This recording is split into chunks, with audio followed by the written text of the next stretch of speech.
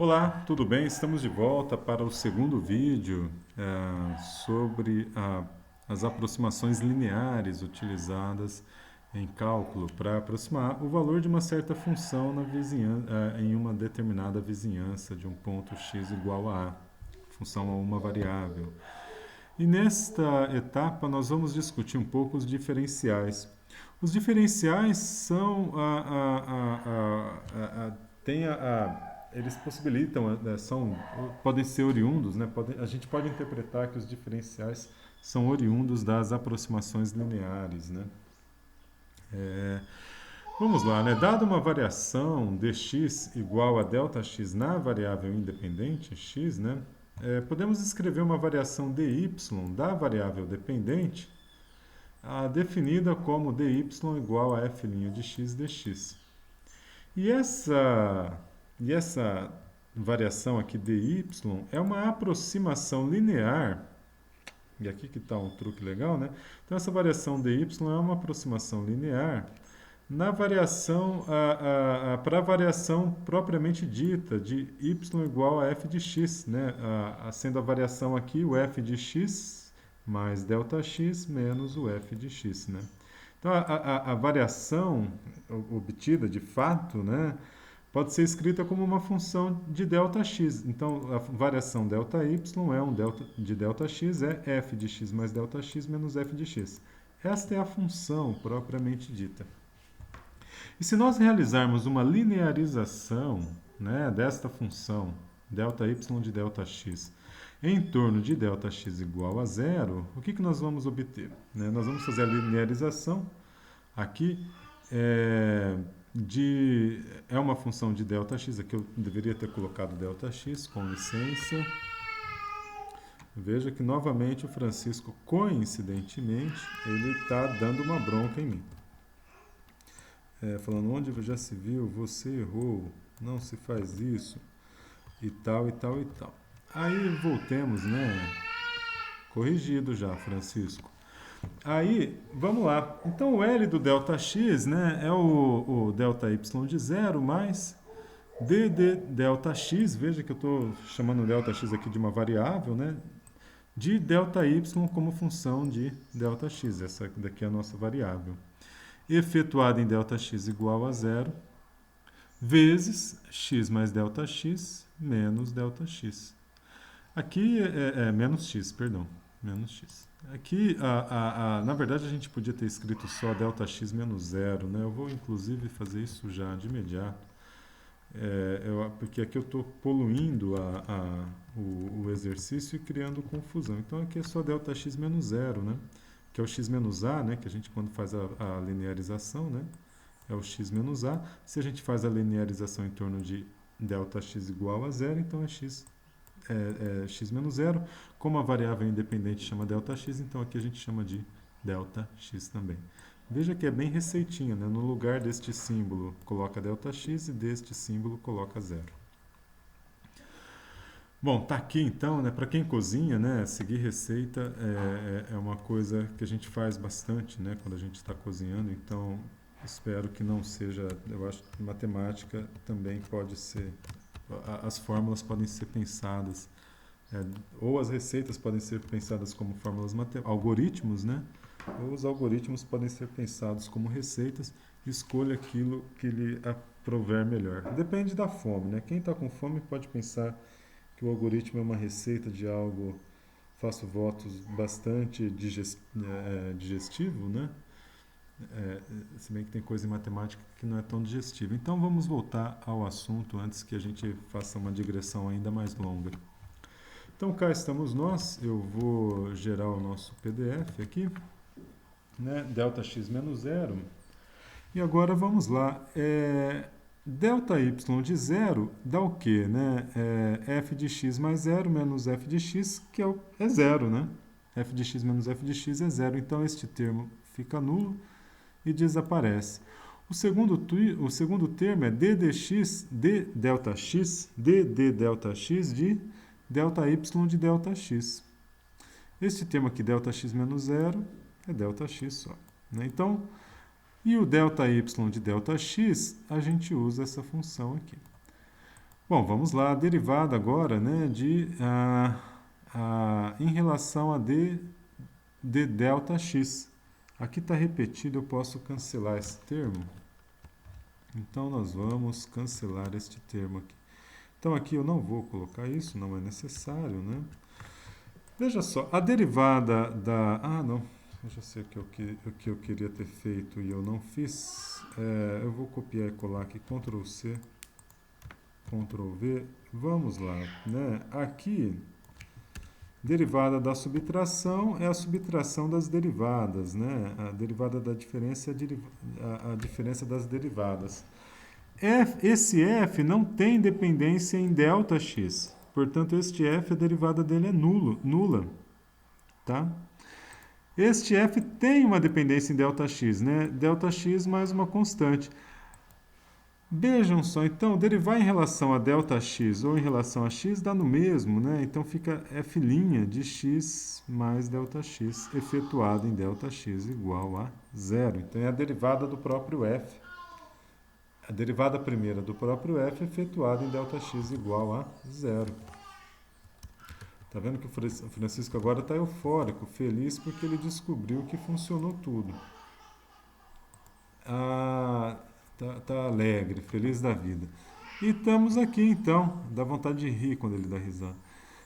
Então cá estamos nós, né? Quando colocando ΔX igual a zero, esse termo desaparece, ficamos com f' de x vezes ΔX. Então essa é a linearização, né?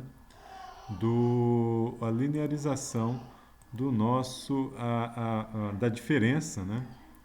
Da variação propriamente dita da nossa função. Então, esse vai ser o nosso dy igual a verificação, né, de que o dy, f' de x dx, é uma linearização para ΔY igual a f de x mais ΔX menos f de x. Aqui a gente dá num gráfico, né, a gente mostra, ilustra, né, a diferença entre esses dois elementos. Aqui em roxo está a função propriamente dita e em verde, água, né, está a linearização. Então a linearização é essa reta aqui, né, e ela vai induzir esse dy aqui, né, no intervalo para uma certa variação ΔX, tá, que vai de 2 a 2,35, né? Então, dada essa variação ΔX, a gente vai ter o que a gente chama do dx propriamente dito.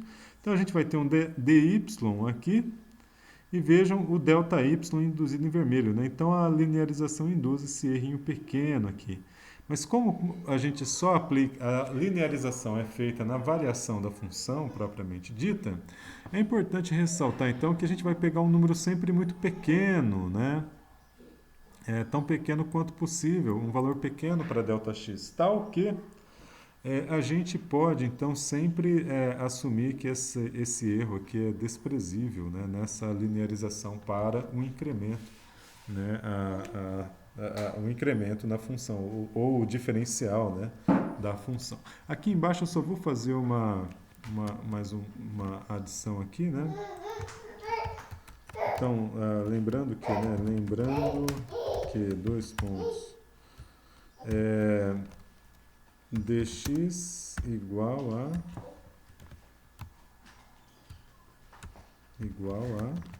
ΔX e que Ctrl M dy igual a L de ΔX, teremos dy igual a f' de x dx como uma aproximação, né? Aproximação para variação propriamente dita da função, dada uma variação na variável independente, ΔX, tá bom? Então, estamos aqui, concluímos, né? E vamos aqui ao próximo exemplo. Exemplo de número 3, ele pede para a gente comparar os valores de ΔY e dy, se o y for essa função, esse polinômio de grau 3 aqui, né? Y igual a f de x, que é igual a x ao cubo mais x quadrado menos 2x mais 1. E aí o x vai variar de 2 a 2,05 na letra A ou de 2 a 2,01 na letra B. Então, voltando, né, vamos começar a resolver esse exercício. Então, são duas letras, né, A e B, aqui são duas variações em ΔX, uma de 2 a 2,05 e a outra de 2 a 2,01. Aí ele pede para a gente calcular a diferença do ΔY e DY, usando nos dois casos. Então, na primeira, né, a gente vai colocar, primeiro a gente calcula o f de 2, substituindo x igual a 2 aqui na função, né, nós vamos obter x igual a f de 2 é 9, e f de 2,05 vai ser 9,717625. Sendo assim, o ΔY, né, o valor de 0,05, nesse x aqui, né, para x igual a 2, vai ser f de 2,05 menos f de 2, f de 2,05 menos f de 2 igual a 0,717625. Claro, né, que aqui é importante a gente ter em mente que tem uma... Não tem aproximação, está tudo certo. Agora vamos à diferencial. A diferencial vai ser dada, né, em termos do dy igual a f' de x dx. O f' de x é a derivada dessa função, vai ficar a derivada de x ao cubo é 3x2 mais 2x menos 2 dx. E em x igual a 2, né, para ΔX igual a 0,05, teremos dy igual a x igual a 2, ΔX igual a 0,05, né? O ΔX é o próprio dx, usado como dx, né? Esse número, substituindo os valores, a gente vai ter que o dy é 0,7, né? Então, a diferença entre um e outro é 0,017625, né? 0,017625. Essa é a diferença entre um e outro. E quando a gente faz para x variando de 2 a 2,01, aí o ΔY vai ser 0,140701 e o dy, aqui, né, repetindo todos os cálculos, só mudando os números, né, vai ficar 0,14. Então a diferença entre os dois é 0,000701. Né? Então veja que no primeiro caso a diferença entre os dois está aqui na segunda casa, né? Nesse segundo caso, a diferença entre os dois está aqui na quarta casa, né? Ou terceira, se a gente usar, né, uma casa, uma decimal só. Então vejam que um algarismo significativo. Então vejam que a gente está numa situação, quer dizer, quanto menor for o tamanho da variação aqui, melhor é a aproximação da variação pelo diferencial. Né? Então, essa que é a moral da história, nesse exemplo de número 3. Aí a gente pode, né, usar a diferencial também, então, para estimar o valor de uma certa função no entorno de um ponto A. E aqui a gente, então, aqui a gente entra numa coisa meio circular, né, porque basicamente a gente está usando a diferencial como se fosse uma linearização, né? Então, para f de x, dado um ΔY igual a f de A mais ΔX menos f de A, e esse ΔY a gente está aproximando, né, pelo diferencial f' de A ΔX, né, no ponto x igual a A.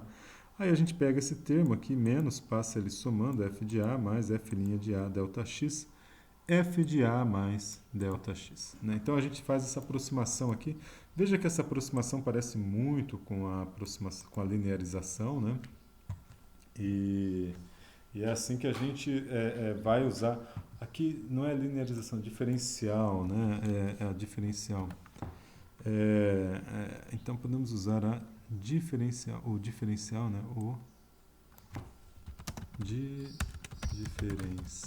para estimar o erro de medidas aproximadas, né?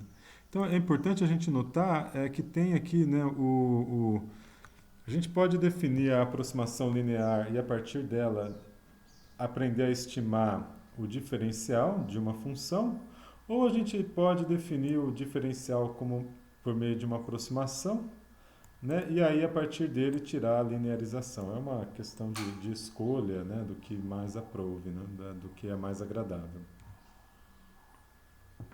No quarto exemplo, a gente vai tentar usar agora, então, o diferencial para estimar o erro numa medida, né? Suponha que você vai estimar o valor, né, do volume de um certo balão. Tá? Você tem uma esfera, só que você não sabe medir o volume da esfera, você não tem um instrumento adequado. O único instrumento que você tem para medir o volume da esfera por exemplo, como que você poderia, né? Você pega a esfera, coloca ela dentro de um tanque d'água, né? Todo marcado em termos de litros lá, o volume, aí se a esfera afundar completamente dentro do volume, então você teria uma estimativa para o volume da esfera, né? Essa seria uma estratégia para mensurar o volume da esfera. Bom, mas não é a única, né? Digamos que você não tem o tanque de água, ou digamos que a esfera não afunde, né? Aí digamos que mas você tem um bom paquímetro, né? Então o que você vai fazer? Você vai medir o diâmetro da esfera, né? Você vai mensurar o diâmetro da esfera né? E aí e por extensão o raio, né? Porque o diâmetro é 2 vezes o raio. E aí você mede, só que o paquímetro tem um erro intrínseco ali, né? Hum. Então, você quer saber, dado que você vai estimar o volume da esfera a partir da fórmula que calcula o volume da esfera, dado o raio dela, né? Qual é o erro, dado o erro que você tem na medida do raio, qual o erro que você terá na medida do volume? Bom, então, para exemplificar isso, né, como fazer isso, vamos supor a seguinte situação: a gente tem uma esfera, né, que a gente mede o raio dela, a gente consegue mensurar o raio dela, que dá 21 centímetros, só que o erro na medida é de 0,05 centímetros, tá? Então, qual vai ser o erro máximo no volume, né? Dado que a gente tem esse erro na estimação do raio, na medida do raio, né? Então, a gente sabe que o volume da esfera é V igual a 4/3 πr ao cubo, né? E aí a gente pode calcular o diferencial do volume para estimar o erro, né? Na mensuração do volume da esfera. Isso, claro, né, vai ser sempre mais simples, né, usar essa fórmula aqui que usar essa, né? Então vamos verificar isso. Bom, primeiro a gente calcula o diferencial, dV, que é igual a 4πr ao quadrado dr. E aí a gente vai falar que o dr, né, é igual ao próprio ΔR, né? Então o incremento aqui no raio, né, o infinitésimo no raio é igual à variação no raio, o erro no raio, né? E aí, tomando R igual a 21 centímetros, então o dV fica 4π, 21 ao quadrado, vezes 0,05, igual a 277 centímetros cúbicos. Tá? Então, o erro relativo, que vai ser o dV sobre V, né? Pode ser utilizado para ver a percentagem do erro, né? Porque veja só, se a gente olha aqui em termos de unidade absoluta, né? 277 centímetros cúbicos, poxa, parece um número grande, né? À primeira vista, né? Talvez não seja, mas parece, né? Parece um grande número. Então vamos ver o quanto esse número representa em relação ao volume da esfera, o volume propriamente dito. Então vai ser assim, né? ΔV sobre V, aproximadamente dV sobre V, que é igual a 4πr ao quadrado dr, esse é o nosso dV, né, que a gente já... Veja, então a gente aproxima o ΔV pelo dV, sendo que o dV é isto aqui, e esse aqui é o nosso volume, tá certo? 4π cancela com π, o 4 cancela com 4, o r ao quadrado cancela aqui com r ao cubo, fica r, né? R sobre 3, o 3 vira um numerador. Então, o erro relativo, né, é 3dr sobre r. E aí, usando os dados que nos são apresentados, nós teremos, então, que dV sobre V é 3 vezes 0,05 sobre 21, que é aproximadamente 0,007 ou 0,7%. Então vejam que, embora, né, em valor absoluto o erro pareça bastante grande, né, em termos de percentagem é um erro pequeno, né, menor que 1%. Então é uma boa, tá tudo bem, né, a gente não está num número tão grande assim, né, numa situação tão ruim assim, tá? Bom, com isso a gente conclui essa etapa, né, da nossa análise, do nosso estudo sobre as aproximações lineares e a gente se despede e até o próximo vídeo. Um abraço, tchau, tchau.